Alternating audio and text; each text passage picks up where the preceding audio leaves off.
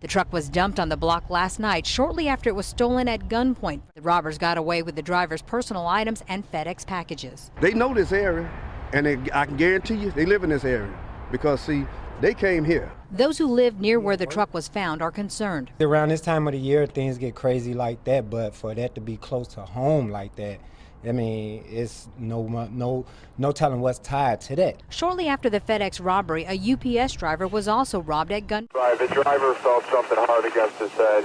They may be armed. It's whether you live or die when you get out of that truck and that gun is in your face. Let's talk to CBS 2 about the trauma of it. He came over and he pointed the gun right at me and then told me to get in. And I went to the back, and that's when he hopped in. He got in the passenger side seat. Like I said, I was very hesitant about turning into that.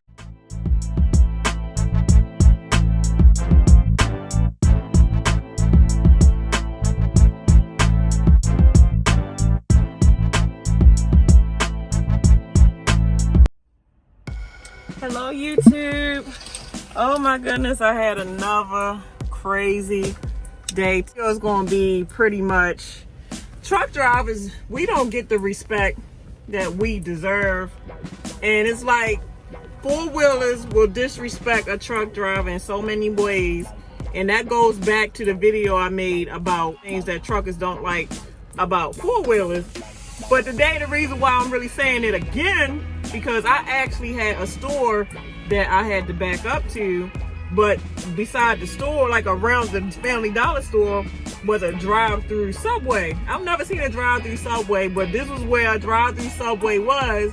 But in order for me to do the delivery, I had to back in the sense to where, in a sense, it can kind of block some of the cars from getting it just until I finish my delivery.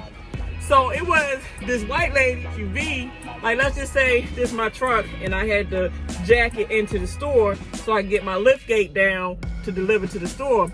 So she pulls up this way beside me, and the first thing she did was honk the horn a few times, like honk, honk, honk. And I'm thinking like, don't you see me about to make a delivery? You don't see that? So I'm still on my driver's side, you know, about to get out, set up, do this and that. And, you know, obviously, I always pay attention to everything around me. So you can kind of see through, like, as I started to walk back to start putting my lift gate down. So I'm looking, because obviously she honking at me. So my eyes is on her now and see what she's about to do. So I'm looking through the catwalk and kind of underneath the truck. And I see the white lady get out. And she get out, this stupid motherfucker. She need to move her damn truck. If she don't move her truck, I'm gonna do this. I said, oh Lord, we got a bitch with an attitude. We got a bitch with an attitude. As soon as I started talking back to her, then she kind of shut up and she got back in her car or whatever. But she was still honking, like honk, honk, honk, honk. So I'm like, so the store manager came out and she was looking at it, like we both looking at it, like, why are you cussing at the driver for no apparent reason? You can easily turn around, because it was another way that you could have entered in. But some four-wheelers feel like, if you're in their way, you need to move or else. So I'm like, wow, this is just ridiculous. Like, a lot of us truck drivers sacrifice so much stuff for four-wheelers or people in general, even us per se, because we use stuff like clothes, you know, products, food, this and that. But for four-wheelers to disrespect us on so many levels that we get, it disgusts me to the core, man. It really does.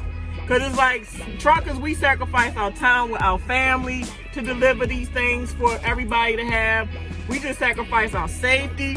Some of us lose our life. It's so much stuff that goes into doing this dangerous job we do day in and day out. So it's like, for pedestrians or four-wheelers to disrespect us to the utmost that they do, to me, that's like spitting in my face. That's like spitting in my face.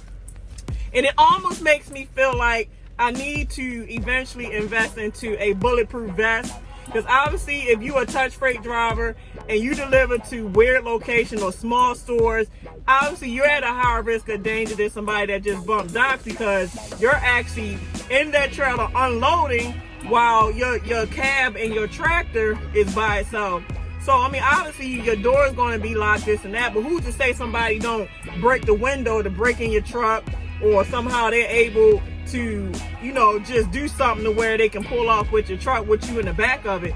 Or who to say that they don't try to rob you at gunpoint while you unload and try to rob the product? So there's a lot of risk that especially touch freight drivers deal with when they're out here. So it really sucks that the public that's not truck drivers disrespect. Now, I'm not saying all four-wheelers or all pedestrians or all people that don't drive trucks disrespect us, but there's more than less that give us disrespect. Like I said, if it's not from them, how they drive on the road and cut us off and treat us, or they call us dirty. Ooh, a truck driver, that's dirty, they dirty, this and that. But they just don't realize that just as much as you got doctors that make good money, lawyers, teachers, you know, just good professions, even though there are a lot of nasty truck drivers that are freaks, hoes, unclean, don't wash up, but there are some honest workers out here that are not hoes. We are clean. We do what we supposed to do out here. So it's like we get classified as these type of people and we don't get the respect.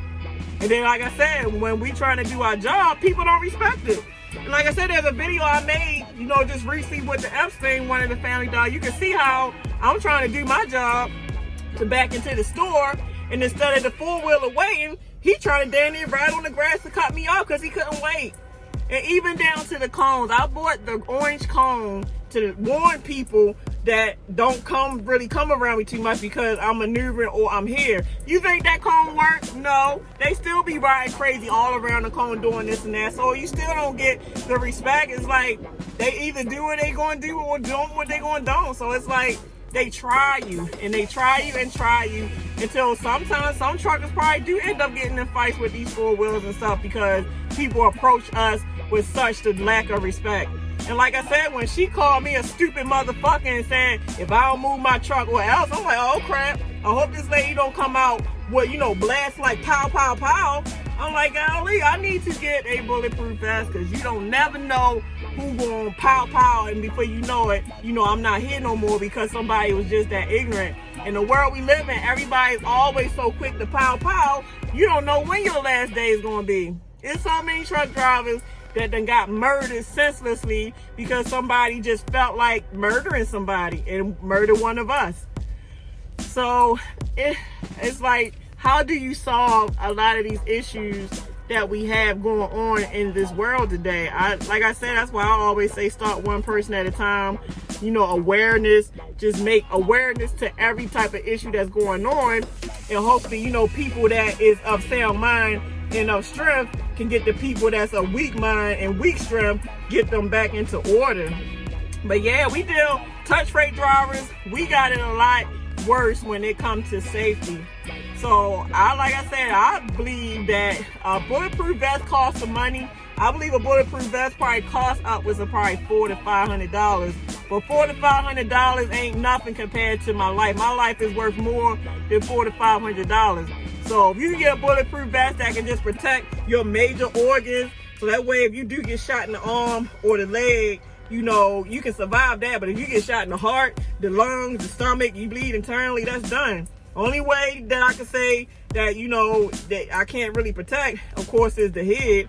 But God willing, as every touch freight driver that's out here delivering to these weird small stores and they encounter, you know, customers or just pedestrians or four-wheelers, just watch your surroundings. Watch your surroundings. Watch everything. And if your gut is telling you something not right, you get in that truck and you either get on that Qualcomm, people that you text your loved ones, or you just leave or lock your doors or leave it to where, you know, you're safe.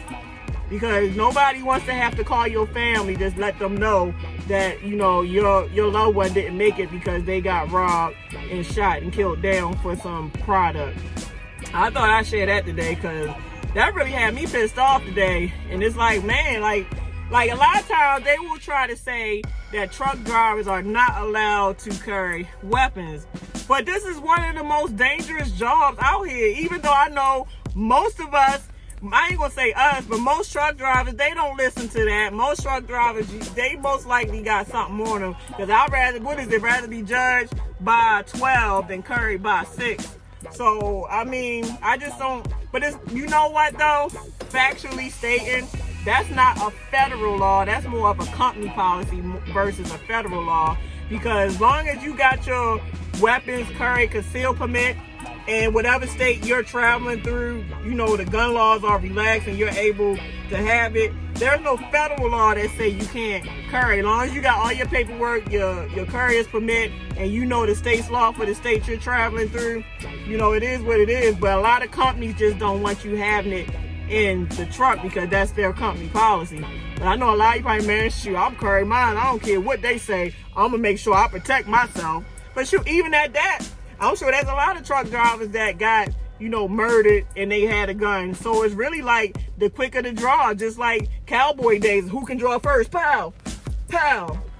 Who can draw first? So, like I said, you just gotta watch your back, pray for safety travels. If it's not from you maybe having an accident, losing your life, you gotta worry about these crazy people. If it's not from other crazy truckers, it's from crazy, just regular folks that just want to mess with you for no reason. Well, all you trying to do is make an honest living and do your job. But look at this right here, y'all.